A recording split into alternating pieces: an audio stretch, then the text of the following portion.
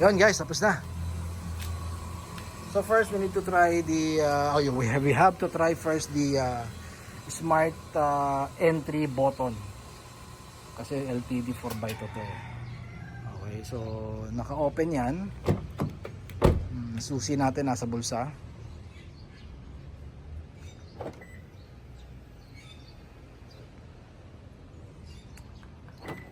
So okay naman, gumagana naman siya. So compare mo dun sa stock natin na chrome, na which is yung button niya is chrome din. Unlike this one, rubberized na siya na red o na black.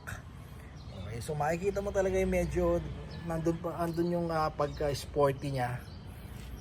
Dahil nga black. Di ba? So ganun din sa likod. So itong bowl na to, meron din tayong available, pero since ito pinakabit na ni Sir to sa ibang shop, hindi na tayo nagkabit. Pero bagay din kasi ganyan-ganyan yung nakakabit sa Fortuner natin na 2018. Yan. Well, makikita mo, syempre medyo first impression sa ganitong klaseng door handle.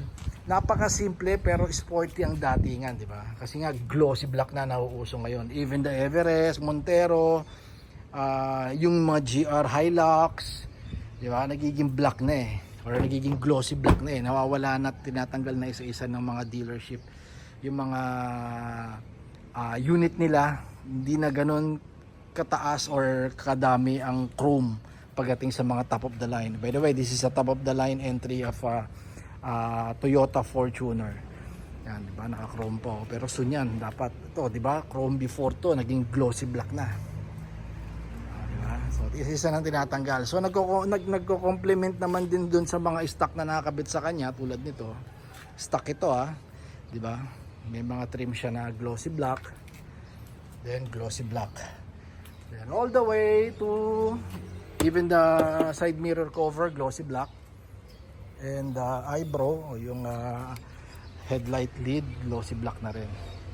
Even the grill, 'di ba? Glossy na rin siya. So applicable ito, sir, sa lahat ng 2016 hanggang 2024 Innova, Hilux, and Fortuner as well. Alright, so plug and play lahat ng ginagawa natin. So kung sa mga nagtatanong sa mga wala namang smart entry key o sa walang smart entry button, applicable pa rin to. Hindi nga lang natin malalagyan ng socket sa likod at hindi nga lang gagana to. Pero ito pa rin ang gagamitin natin sa kanila. Sa mga naka-EG variant na wala namang smart entry button. Fortuner, Hilux, Innova, yan, pareho lang. Plug and play din yan. Presyo, sir, is walang kabitan, walang installation, 12,000. Sa ngayon, yan ang presyo natin, ha. Pero may advice na medyo mag-i-increase tayo ng 10% next month for sa itong particular na piyesa na to, na glossy black door handle. Alright, so thank you kay Sir Paul ng Quezon City. At I don't know, Tomas Morato yata siya. Once again, this is a LTD 2022 na 4x2 model ni Sir Paul. Alright. Invite nyo kayo guys to follow and syempre to subscribe sa ating YouTube channel.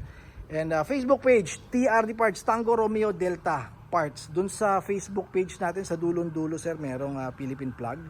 Para hindi kayo ma-confuse, yun po ang page natin. Then sa YouTube naman, TRD Parts lang ang nilagay ko Ang isa lang kakaiba doon, ang isa lang medyo makikita nyong tayo yon is yung logo natin na TRD.